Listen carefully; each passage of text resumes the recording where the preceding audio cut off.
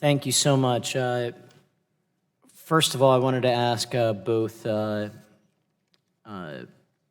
Mackler and Mr. Noel about sort of the net reduction that could potentially happen or not happen when we're talking about using direct air capture for advanced oil recovery. Could it lead to a reduction in either now or in the near future? It'd be great to hear from both of you. Sure, I'd be happy to respond to that. The short answer is yes, there will be a climate benefit from using captured CO2, particularly atmospheric CO2 for the production of oil. The precise carbon benefit depends on several factors: what the oil field looks like, for example, how much CO2 is needed to be injected per barrel of oil that's produced, what's the particular direct air capture technology, what kind of energy source does that system use, and where is that energy sourced from. So there is a range of expected benefits, which is why we're sort of talking in generalities here. So more work needs to be done on how we calculate those life cycle benefits. But the ability to store that CO2 permanently underground as part of this EOR process is very well understood, okay, and the regulatory frameworks for that are in place. Mr. Noel? Yeah, no, I mean, it all depends on the assumptions embedded in those analysis, and different players are going to have different motivations to come up with those assumptions.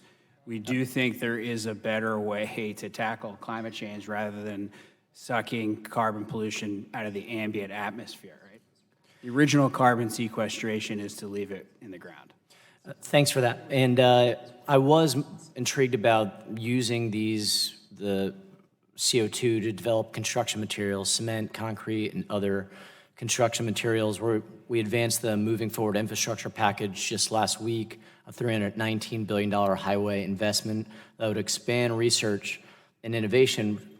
Part of that is innovative materials that last longer and that reduce carbon pollution. So it'd be great to hear from Mr. Anderson and Ms. Harmon on would it be helpful for jobs, Mr. Anderson and Dr. Harmon, would it be something feasible to be able to really utilize cement from carbon capture to do a major infrastructure rebuild of America? We'll start with you, Mr. Anderson. The short answer is yes, absolutely. It would be good for jobs. I mean, in the first place, all of these systems have to be built. And my brothers and sisters in the building trades unions love to build things. That is an enormous amount of work that would have to be done. And in the second place, once it's up and running, then there are other people like the folks in my union who will operate and maintain those systems, and who will operate and maintain the things on either end of the pipeline. Things that are making the CO2, the places where the sinks are, those are jobs that we get to keep. Yes, that will create and retain jobs is literally true. And Dr. Harmon, based upon your manufacturing experience, do you think we could get there sooner rather than later to help create cement, concrete, and other construction materials from condensed CO2? Absolutely. I will say that that is not a part of our particular business, but we work with other companies that are very far along in that are producing materials today.